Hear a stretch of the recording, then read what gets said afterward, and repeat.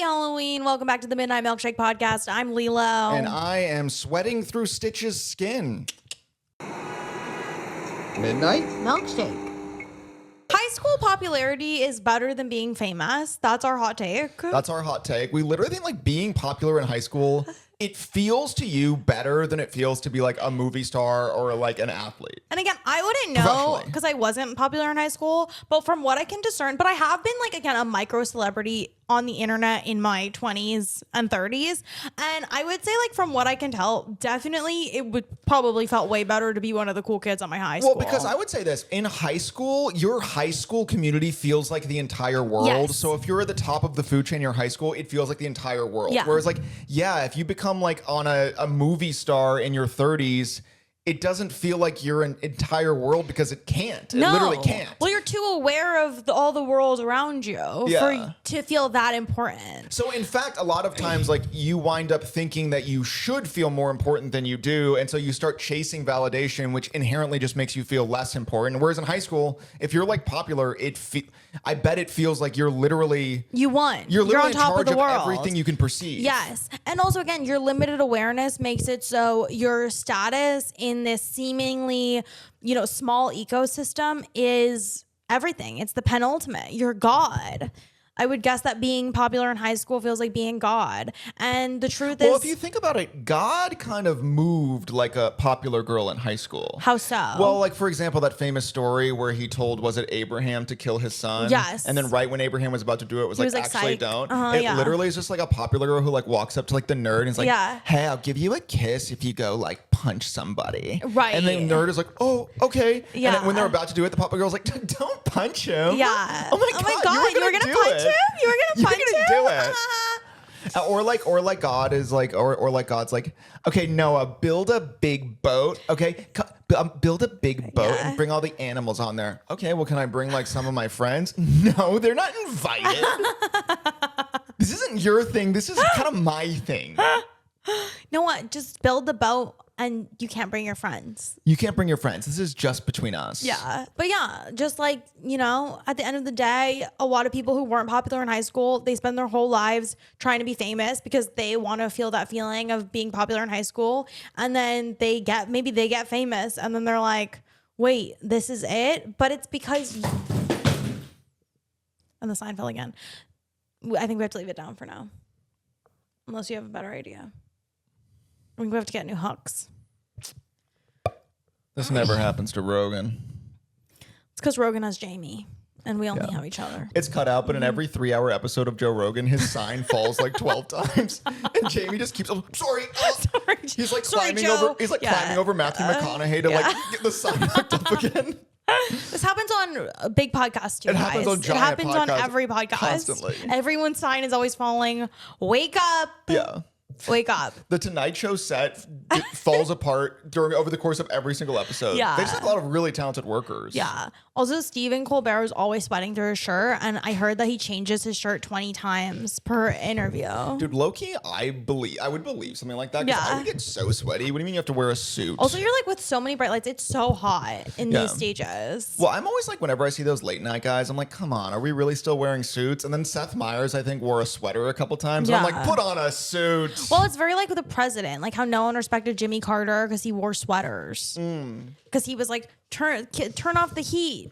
Let's save the environment. Wear a sweater. And people are like, you're weak, sir. Because it's weak to save the environment. Yeah. That's what the American people so decided weak. in the 70s. Yeah. Yeah. Well, it's kind of like, I think like Gavin Newsom has been making the podcast rounds. Maybe he'll be on this one soon. Oh, yeah. We're having Gavin on soon. Yeah. So we can freaking kick that motherfucker in the rump. What do you think he would do if we invite Gavin Newsom on our podcast? A, he shows up to our apartment.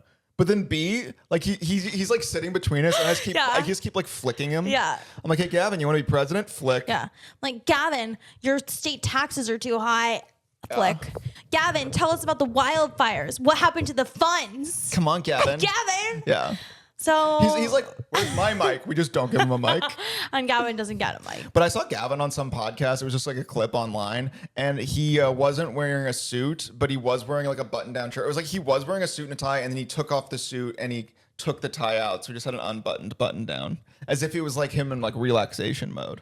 dude. I hate it when politicians try to like be chill. Yeah. It's like, just, you're not chill. It's okay. No. You're trying to become president. Right. You don't have to seem chill. You're trying to become president. Yeah. Like, again, not being relatable is not for everyone. And I wish that certain people understood that. Like, if a presidential candidate came out and was like, hey, you know, I just had a pretty gnarly pilnoidal cyst, I'd be like, gross. I'd be like, disgusting. Oh my God. And you know what? I do think I'm like, when I inevitably run for president and when my pillonoidal cyst clip makes the rounds, I will be like, yeah, that was unpresidential of me to talk about my pillonoidal cyst, but it won't affect me too much because people will think I'm awesome. Well, it's nice to know that you've fully thought out how it will impact your campaign. And that's what I think would trip you up if you ran for president. People would obviously bring up your pilnoidal cyst. That's what would trip me up. Yeah. Oh my God, I'm only 5 years away from being able to run. Dude, I'm 4 years. I'm going to beat you. Are you going to run first? Dude, if I became You wouldn't want to run. The thing is that I would want to run. If I became president, you'd be so jealous. You'd be like the first lady who's like actively bitter. That like, people, I'd be pissed that you were president. that No, I'm getting Hillary more- Clinton was pissed that Bill was president. Yeah, but I think she was pissed about other things Bill was doing too. I think that her resentment toward Bill, pretty justified. Yeah. Sorry to get so political. No, yeah, Look at guys. us. We're wheeling and dealing Well, up we're here. making the political personal. We're making the political personal. Yeah. But yeah, no, I would be super jealous if you were president. Dude, Because I'd be like, what about me? And then And they'd, I'm like, they'd always Dana, want to you're be not like, the president. They'd always want to be like, Mr. President. I'd be like, I'm like, let me talk. Yeah. And they'd be like, we don't care what you think. It'd be election night, and I'd be looking at the results, and you would just intentionally start filming reels as loud as possible. Yeah. And then I'd be like, Dana, I'm literally trying to see if I can become president. And you'd be like, I have stuff to do too. Yeah. I'm like, I also have work. I have work. We're all working. We all working have here. stuff going on. Yeah. I'm not going to run. Okay. Because I had a pilnoidal cyst. Right. So you're disqualified. I'm Because the clip disqualified. would circulate. It's gross. Yeah. My hot take is I think dating apps have been a net negative because basically they've allowed people to approach dating in a way that completely removes all the context of their lives. Yeah. Whereas in fact, like what makes like a relationship work is the degree to which like this other person is able to be integrated within the context of your life and vice versa. Yes. Well, dating is not in a vacuum. Yeah. And I think that when you meet someone on a dating app, that's who you don't know in real life, who you don't have any mutual friends with, that is someone you probably never should have met. Because it's like you're meeting them through this kind of like internet matrix. And it is this kind of thing where like, why? It's like, how do I say this? Well, I think it's the reason why a lot of people wind up like marrying like their high school sweetheart or like their college like girlfriend, boyfriend, partner, whatever. It's because like, no, you meet them in an established context that you both share. Yes. So like when you meet them in a way where it's like, oh yeah, your lives naturally overlap to the point where you would meet them. But you also get to see the way that they treat people who aren't you. And you get to see the way that people who aren't you treat them. You have a richer understanding of this person and how they organically fit into your life. I always think about this too, where like, especially if you were to meet someone on a dating app and like you've realized like, oh, we go to the same coffee shop. It's like, then why didn't you ever meet them at the coffee shop? You know what I mean? Well, it's also, and by the way, whenever you say a take like this, someone's going to come out of the woodwork and be like, I met my girlfriend on a dating app. And it's like, yeah, your girlfriend is the worst person I've ever met. Yeah. Your girlfriend's stealing from you. And we all know it. And we don't know why you're ignoring it. Yeah. Where's your watch? Yeah. Jimmy. Yeah. Sandy took it. Yeah. The girl you met on Raya, who's a music publicist or something. Yeah. Who you have no mutual friends with. Well, but again, like if you like want to find someone to spend your life with, it is just like, well, no, you should engage more in living your life. Do you know what I mean? You should join more communities. You should be out. You should be meeting people or whatever. You will meet the love of your life when you're being your most authentic self in public. Yeah. And I really believe that in my heart of hearts. And that's why I met Robert when I started bravely, boldly doing open mic comedy. Well, we could just say also, yeah, open mic comedy. Also, like we both were doing comedy. Yes. It was a shared, it was a shared baseline experience. Yes. And then we were like, I bet you've never even had a pilnoidal cyst. Yeah. And Dana was like, I did.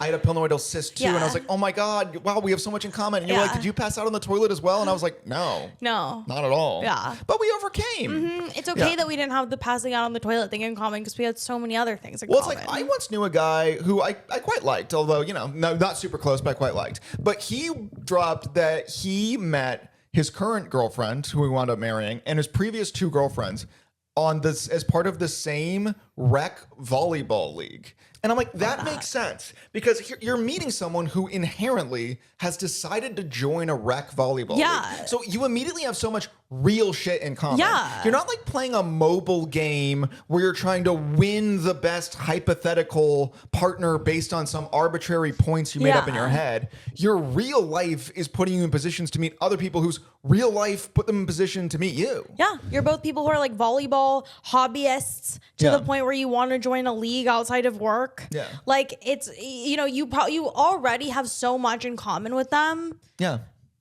And then people are like, but I actually, counterpoint, I met my boyfriend on a dating app. Your boyfriend is addicted to pharmaceutical medication. Yeah, No your shame pharmaceutical medication. to yours. He found out that you had an Adderall prescription and suddenly he wanted to be exclusive. Yeah, and so suddenly your ADHD is untreated and your boyfriend gets really sensitive when you bring that up around him.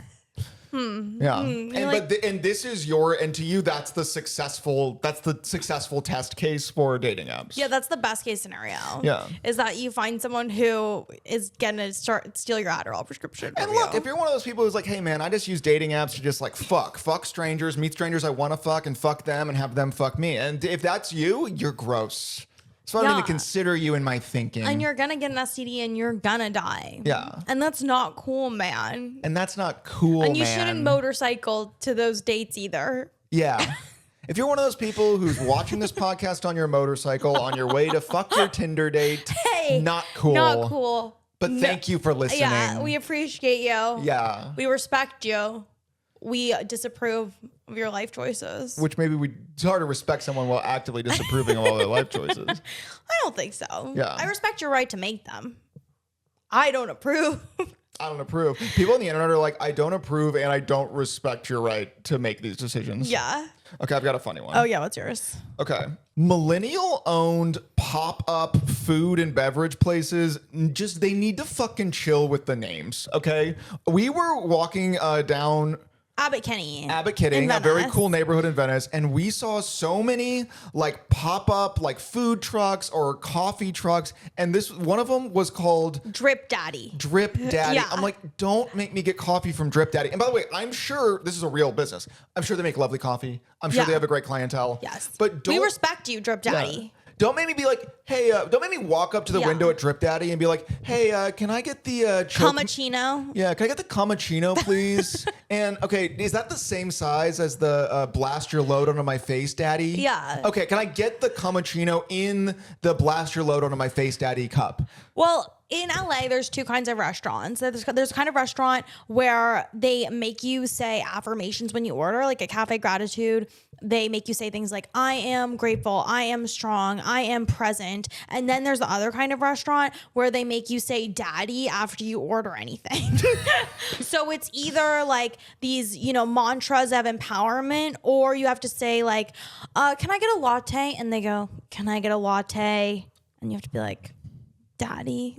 Can I get a latte, daddy? You walk up to like a Millennial coffee truck and you're like, hey, can I please get a coffee? And they're like, and you're like, can daddy's little cum slut please get a fuckachino? Yeah. And they're like, great, that'll be $40. Yeah. Yeah. It's either like, I am the most empowered, strong, independent woman, coffee, please. Or can daddy's little cum slut get a coffee? Yeah. That being said, I'm sure the coffee's great. Yeah. And we didn't try it. But chill out. Yeah. And that's just, it's very like, it's millennial. It's like the overtly sexual. But at the same time, I know that if these people were scrolling on their TikTok and they saw someone say something about how they think condoms ruin the vibe, they would be the first to comment, this is so irresponsible. And then they go back to clock in at Fuck Me Daddy coffee truck. Exactly. Yeah. Yeah. And again, this is not, if Drip Daddy wants to sponsor us. Yeah, no, we're like so open to that. And we'll do any ad read you want. Yeah, oh, totally. Yeah. Yeah. As a little fuck pig to daddy, I love having daddy's drippings on my face and chin. We love having daddy's drippings on our face and chin here at Midnight Milkshake Podcast. So yeah, Drip Daddy, sponsor us. Sponsor us, Drip Daddy. Oh, okay. I was going to say, okay. So I don't know how familiar you guys are with nightclub culture. I never really partook in my teens and 20s because I was ugly and I knew that I would never get into exclusive nightclubs. But I saw on my For You page the other day this like really beautiful girl basically saying that she was rejected from some like exclusive club in Germany. The only exclusive club in Germany I'm really familiar with was Berghain. I think it was something like Kitten or something. I don't know exactly the name of the club, but I'm sure club heads will know what club she was talking about. And she was talking about getting rejected from this exclusive club in Germany, in Berlin. And it's just so interesting to me because I'm like, who does get into these nightclubs? Like literally, I'm like, it seems like you have to be so hot and sexy and like also really in tune with like what the club wants from you in order to get in. And I'm like, are there this many people going out this many nights a week who are this level of sexy and with it and trendy that can get into these clubs? And then also like, do those people want to be at these clubs? Like, I'm just genuinely so confused by nightclub culture as someone who like never was, hot or hip enough to get into said clubs. Do you have any? Were you rejected from a club? I've been rejected from lots of clubs. Like, that's the thing about me. Like, I've had so many bouncers, like, kind of, like, give me a look and, like, wave me to the side, never to be heard from again. Well, you were rejected from your college's improv club. I mean, like, yeah, exactly. Regular clubs aren't even in the region. Yeah. And it's, like, the reality is, like, I'm 4'11", I'm a little stumpy. I probably was always wearing the wrong outfit. But I was always probably wearing the wrong outfit. But I don't even know what the right outfit was. You know what I mean? Well, but I'm like, again, who's getting into these clubs? This girl was like super hot and she looked like she was even talking, she's like, I wore this, she's describing the outfit she wore. I'm like, that sounds hot, that sounds sexy, that sounds cute and trendy. She got rejected. Who gets into nightclubs? I literally feel like at this point, is nightclub culture even still happening? It sounds like she was making it sound like it was everyone else was getting in. You see, I've never even been near a club. I have no clue. But that's what I'm saying. Anyway, my idea... It's telling that even in John Wick movies, for John Wick to get into the club and have a fight scene, he always has to like sneak in and kill a guard. He has to pew the bouncer to get in. Even John Wick, Keanu Reeves can't even get into the club. And he's dressed flashy and he's like he's a coolest rich assassin, but even he has to like skulk in. His suit is thousands of dollars. Yeah. But yeah, I'm just like, again, if you have gotten into lots of exclusive clubs, tell us like what you wore, who you are, and then what did you do in there? Did you have fun? Like, I'm so genuinely curious. And so my idea too for a travel show for myself would be to go and try to get into every exclusive nightclub in Europe and presumably be brutally rejected. But to try in earnest to get in, to like consult with locals and be like, what do I wear? What time do I go? I'm not arguing with you. I say let's do it. Like, it's going to cost thousands of dollars and a ton of time. But that's why I want this podcast to be successful, so I can do the Midnight Milkshake X Dana nightclub tour of Europe. Yeah. And that's kind of my dream that I'm putting out there right now. I wanted to talk about how like one of our big pet peeves is when restaurants act like they're too cool to be a restaurant. Do you know what I mean? Like restaurants who come by and they think they need to reimagine what being a restaurant is. It's the way like I'll go to so many like fancy restaurants. Well, not so many, but in my day from time to time, I'll swing by a fancy restaurant and I'll want like a nice salad. And then they'll drop like all the individual ingredients of a Caesar salad arranged on like 4 separate plates around me. And they'll be like, this is our play on a Caesar salad. And I, Midwestern bumpkin that I am, just like, hey man, how about you stop playing and just give me a Caesar salad? Stop playing around and give them a Caesar salad. But then Dana had an experience recently, one of the rare evenings where we had to separate because I was going to a really cool industry event. It literally doesn't even matter. I tried to get a +1. They would not let me have a +1, and that's okay. But anyway, I was at an event, so we had to separate, and Dana had to go kind of out on the city on her own. Would you like to take it from here? Yes. Okay. So I went to one of those like fancy sushi counters in Beverly Hills. I think I'm just gonna go get some like spicy tuna crispy rice, right? Like a little peasant fuck. And so I'm walking in Beverly Hills. First, I think I'm gonna get my nails done at a late night nail place. No go. They won't even like come talk to me. You guys, when I go into the world, I literally go like, am I doing that fucking wrong? Anyway, couldn't get service at this late night nail place. And so I'm like, okay, I'm gonna eat spicy tuna crispy rice. I look on my phone. I see there's a sushi place like literally 300 feet away. I'm like, great. I walk in, I go, can I get a table for one? They go, is the counter okay? I go, yeah, sure. I immediately sit down and I realize that I have made a grave mistake because it's one of those like really fancy sushi counters where like the sushi chef like watches you eat and shit and like makes judgments about how you're eating the sushi and then uses those judgments to inform what quality of fish he's gonna serve you.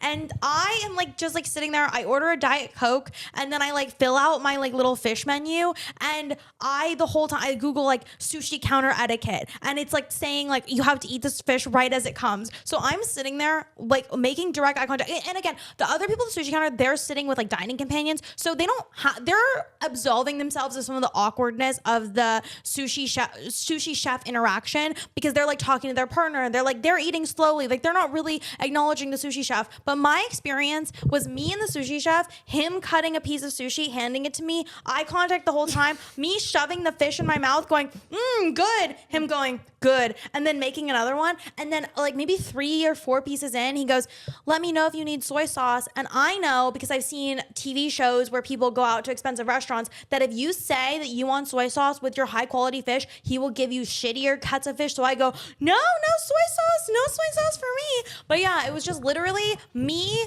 making direct eye contact with the sushi chef while I immediately popped giant hunks of fish in my mouth, said good, and I paid $120, had like maybe 6 pieces of sushi, and then I got the fuck out. Well, yeah, and it's like how you just wanted some sushi. Why are you now engaged in like a psychosexual staring contest with the chef? Yeah. Again, it's like you like walk. And his name was David. He was very nice, but it was just it was like so intimate and intense. And it was intense. It was hostile. It was hostile. The environment. vibe was hostile. It was hostile. But again, also, let me say it's one more thing about please this. do. So I walk in, I have like my fucking Nike fanny pack that Robert got me for my birthday. I love it. I wear it all the time. But I put it on the side of my chair because there's no hooks under the sushi counter.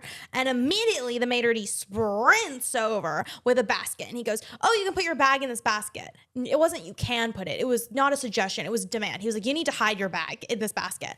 Meanwhile, this other lady walks in. She has her Dior saddle bag. She hangs it right over her chair, same way I did. No basket rush to her. No basket rush to her.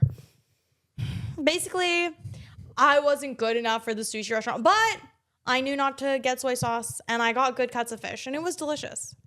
That's all. Oh, that's all? Yeah. Oh, that's it? Yeah, and that's all on the sushi Well, counter. I thought you had a lot to say about it or something. But it's like you'll walk into restaurants, like especially here in LA, but any place that's trying to be trendy, and you're like, oh yeah, I just want to like get like a burger or maybe a steak, and they're like, great. So how this is gonna work is, you're gonna while you're eating, we're gonna stand in front of you with a gun like this. Yeah. That's just how we do things here. Yeah. You know, give you a real intimate just how we dining do things experience. here. Just how we do it. And then you're gonna have to say, come in my mouth, daddy. And then you're gonna have to say, come in my mouth, daddy. Do you have a problem? Do you have a problem with that? You're actually eating that wrong. You're eating that So incorrectly. actually, we're gonna give you shittier food now. Yeah. We're gonna give you shittier cum in your cumachino. Yeah, in your cappuccino. And you can't get into you didn't get into this restaurant. Yeah. You need to go out now. You're wearing the wrong clothes. That's how it feels. Okay, dude, can we talk about a very dangerous trend, which is conservatives seem to have figured out like the language of the internet. Like it seems like conservatives have fully adapted to be able to like use the language of the internet to push like really weird talking points. Like, okay, all right.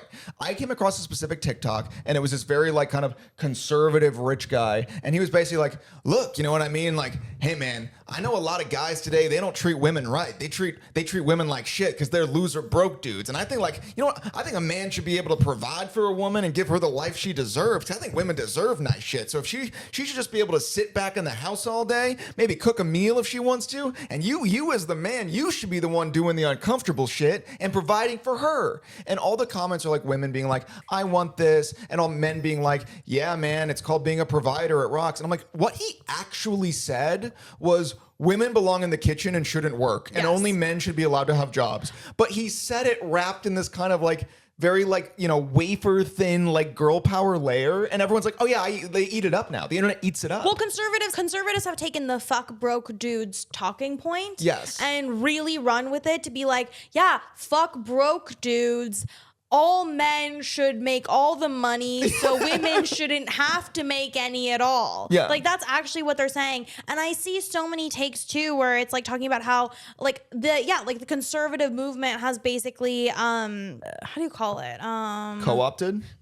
They've co-opted the like feminist talking points of like, you shouldn't date a fucking loser who doesn't provide any value, which is true. You shouldn't date a fucking loser who doesn't provide any value, but they've taken that and they've really run with it, and they go, you not only shouldn't date a loser who doesn't provide any value, you yourself should stay in the kitchen and date someone who provides so much value that you can stay in the kitchen. Well, conservatives used to say women should shut the fuck up and let men make money. Yes. But then, obviously, people didn't like that because it's insane. But then conservatives have since kind of internalized the language of the internet. And now, instead of saying women should shut the fuck up and let men make all the money, they say women shouldn't need to complain to get their man to go to work and buy them some nice things every now and then. Yeah. Hey, if you're a woman, you shouldn't need to tell your man what to do. He should already know, and he should already be at work making that money for you. If you're a woman, you shouldn't have to use your voice, because you should have a man who anticipates your every need. Which is another way of saying, hey, women shut up. Shut the fuck up. It's going back to the same actual end result, which is women are shut up in kitchen, man work outside home. Yeah. Man make money, woman say nothing, make food. Women say nothing, make food. Yeah. But again, it's like really interesting too, because the whole point of feminism is that women could provide for themselves and not necessarily need a man. But then that that obviously came around to women work so hard that now any man she would be with is a leech and drain on her resources in life. But it's like, at what point are we as a society, like, what we should all be striving toward is we all, regardless of gender, are capable of supporting ourselves, and we can team up and with someone who also provides for themselves, and we can like make something really great together, because now we are two people who are capable of providing for ourselves and each other. Yeah. But conservatives don't like that, obviously, because it makes it so middle class couples have some sort of access to upward mobility in the world via partnering up. And so they go, hey, woman, stop. Woman, stop. Woman, stop. And it all comes back to woman, stop. It always comes back to woman, stop. It always comes back to woman, stop. Yeah. It used to be woman, stop because I hate you, I want money. Yes. And now it's woman, stop because man should. Because you shouldn't have to, girl. You shouldn't have to start. Because you shouldn't have to start. Girl. Not woman, stop. Girl, you shouldn't have to start. If he was a real man, you wouldn't have to start. That's my impression of like the most right-wing guy on the internet. He's like, hey, girl, you shouldn't have to make money. Yeah. Oh, you shouldn't have to. Girl, why do you want to make money? It must be because that man's a loser. Yeah. And you know what? The man is a loser. But that doesn't mean that woman shouldn't make money. Yeah. You know? But also it's that double thing where it's like capitalism sucks for everyone. Yes. It sucks for everyone to work. So everyone complains about work. And then like rich conservatives, like they try to like backdoor sexism into that. And we're like, oh, it sucks for women to work. So women, you shouldn't have to work. Yeah. And then women go like, well, yeah, it does suck to work. Sounds nice I shouldn't have to work. Yeah. But then they're just reinforcing this thing where it's like, men work, women make food. Yeah. It sounds nice. Like working hard and not seeing the value of your labor, like that sucks for every gender. But yeah, rich conservatives are definitely capitalizing on it. And their ultimate goal is middle class people make less money as a unit. Well, it is just like, I imagine like modern Republican lawmakers, they're like listening to the Drew Affolio podcast and they're just writing down words she says, of course, ignoring the context in which she says it. And they're like, all right, how do I use these words to tell women to let their husbands cheat on them and buy a bunch of guns? Yeah. And they're doing a good job. And I guarantee you, there's like a conference room full of old men right now in Washington who are doing that. They're watching the Drew Affolio podcast. And they're just taking notes. And they're nodding and they're going, okay, we can use this. We can use this. We can use this. We can use this. Okay, your man should be buying you flowers. Okay, woman, no make money. Yeah. Drew Affolio is saying like, oh, like if a man is a loser, he can bring a woman down. And then the Republicans are like, okay, how do we make that about us? Okay, men who are losers don't make money, and they can bring a woman down by allowing her to make money. So now it's like, hey man, you're a loser if your girl's making money. Your girl shouldn't have to make money because you should be the one making money. And it's like we're right back to like some like 1950s like PSA. Well, it's very much like, girl, if you're making money, girl, you make money? Why? Must be because man no make enough money, loser. Yeah. But anyway, it's like they're adapting. It really is crazy. It's like, it's absolutely crazy how they've just adapted to the language of the internet. It's really like a bacteria that mutates. Yeah. Impressive. And it is a little bit funny that I'm making this point dressed as Stitch. Why is that? Because it's just kind of hard to talk about things like, you know, like sexism or misogyny or really anything important when you're dressed like Stitch. Stitch was a radical feminist. I guess that's true. You probably haven't seen the movie. I saw it once, dude. I remember when the original Lilo and Stitch came out in theaters, and then like my dad and my mom were gonna take me and my two sisters to see it in theaters. And I think I may have had an aunt. It might have been like a big family thing, and I was rude. So they said if you keep being rude, you're not gonna get to see the movie with everyone else. In what way were you rude? I don't remember. I was probably just being annoying, and I was really young. I mean, whenever that came out. And I said, I think we were like 5. And I was like, I don't care. I don't care if I don't get to see it. I don't even care if I don't get to see it. Ooh. And then so, you know what they did? Yeah. They bought a ticket for everyone else. And then my mom took my sisters in. And then my dad led me back out to the parking lot. And he was driving out of the movie theater parking lot. And I broke as we're leaving the movie theater parking lot. I went, I'm so sorry. Please let me see Lilo and Stitch. Oh my God, that's so funny. And if I'm not mistaken, he might have already had bought me a ticket to Lilo and Stitch. They were really trying to call your bluff. And they did. They successfully did. I mean, I held out to like the edge of the parking lot. In my head, it was pretty close to the middle of the parking lot. Honestly admire the commitment to discipline and the commitment to following through on their threat. Yeah. Well, it is just like, you're being really obnoxious. We're about to take you to see a movie.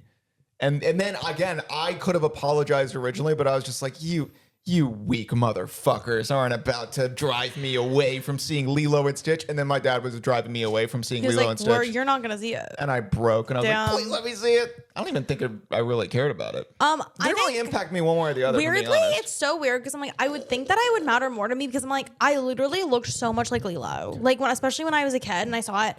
And it didn't make that much of an impact on me. And I'm not really sure why. I think it's because like I couldn't imagine caring that much about Stitch. Like, that's my honest truth. Like, I'm like, what did she see in him? Well, it's not like a romantic connection. No, it was I know, like, but I what didn't see? He's an alien and she's lonely.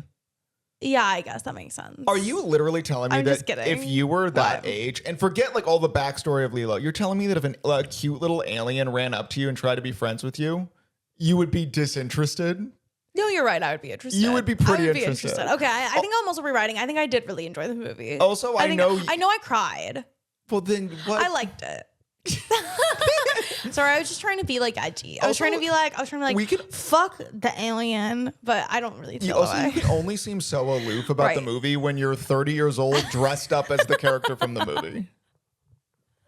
And you guys, I'm freaking cool. Can I say something that I don't intend to be mean, but it is funny? It was like, we bought this costume and this is an adult large. And Dana's like, I literally don't think it will fit me. I'll have to go get a children's large. It is too big. It doesn't fit anything like the lady on the package. It is too big. It's supposed to be a little mini dress. Well, it kind of is like a little mini dress. No, it's not. It drowns me. I don't think it drowns you. It's so big. And I already said that if on the off chance Robert and I get invited to something cool, I will be cutting this into a crop top and belting the bottom part as a skirt so I can show bare mid and it can be sexy. And I can be the kind of Lilo that would F. But you'd be of age. You're playing an old Lilo. Yes, but I'm 30. But you're 30-year-old Lilo. I'm 30. Who's still wearing her same clothes that she wore as a kid. Because they still fit. Kind of. Depending on your definition of fit. Dude, also when we were walking through Spirit Halloween, which look, I know everyone jokes about Spirit Halloween like being like, oh, crazy and shitty. I'm like, man, it's the place to be about 2 days before Halloween. Dude, it's fucking, that's the club. Like that's the club. That's the club. And they let everybody in. And they let everyone in and we were turning up and so was everyone else in there. I will say it was Oh my God, I saw when I was walking through the kids section to see if I could find a smaller Lilo costume, okay? A dad was getting really mad at his son and he was like, just pick a fucking costume to his son. Great. And I was like, that's funny as fuck. That's metal as hell. Like a dad was getting annoyed with his son Who wouldn't pick a costume? But outside of that, the vibes are fantastic. First of all, I love a Spirit Halloween. I love that they have a Cinderella costume, but then they have an off-brand Silver Princess costume. Slipper Princess. Slipper Princess? Slipper Princess. Oh, yeah, the Slipper Princess. Yeah, the Slipper Princess. Who are you? Also, imagine the person who buys Slipper Princess, but they literally didn't know it was supposed to be Cinderella. Yeah. Like, everyone's like, who are you? Are you Cinderella? No. Well, It looks like a Cinderella costume. It's Slipper Princess. Yeah. Off-brand Spirit Halloween costumes are called like your mom trying to remember what the costume actually is. Yes, that's so real. Like instead of like, it's like, oh, it's a Cinderella costume, but it's mom, you're like, oh, it's the Slipper Princess. It's Slipper Princess, right? Or instead of like Dorothy, it's girl who fell asleep and landed in a weird magical green land. Yeah. Yeah, it's like, oh, it's Lilo, and it's like, oh, it's a Hawaii toddler. Hawaii toddler. What's that? What's my daughter being for Halloween? She's being a Hawaii toddler with freak friend. Hawaii toddler, freak friend. Yeah, come on. And that's what Weird Dress does today. Hawaii toddler, freak friend. Also, but we were walking through, and obviously there's like a whole section of like Harry Potter costumes, and they would obviously like they have like kind of normal Harry Potter costumes, as normal as an adult dressing up as someone from Harry Potter could be. We were tempted, but then they have like sexy Ravenclaws. They have like sexy, which I'm like, it doesn't work. They literally had, by the way, someone who was like so sexy as the model for this costume that I'm like, I know you're American. It's like a certain look. Yeah. But it's like her being like this with like kind of like the buttons undone and like the tie at like a sexy angle, and showing cleavage in a short skirt. She's like too confident for someone who's British. Like British people don't even stand like that. Also, it's like you can't like this kind of like hot girl, this kind of like American hot girl energy doesn't fit at Hogwarts. She's not at Hogwarts. Yeah. No, because everyone would be freaking losing their shit. Well, it's like there's no scene at Hogwarts where Snape's like, open your books to page 294. And some like hot girl goes, I forgot it. I forgot my book, Professor Snape, you didn't tell me we had to bring the book today. Yeah. Like there's at least probably would be like Professor Flitwick, like all the hot girls will like pretend they flirt with him to do like, oh my God, Professor Flitwick, you look so cute today. You look cute today. Yeah. That doesn't exist in Harry Potter because it would kill the vibe. And McGonagall would always be unfairly deducting so many points from their house. Yeah. For no reason. Because she's jealous. Anyway. I'm like, wait a minute. This sexy Ravenclaw costume, this would never exist in Harry Potter because Professor McGonagall would be too jealous. Too jealous.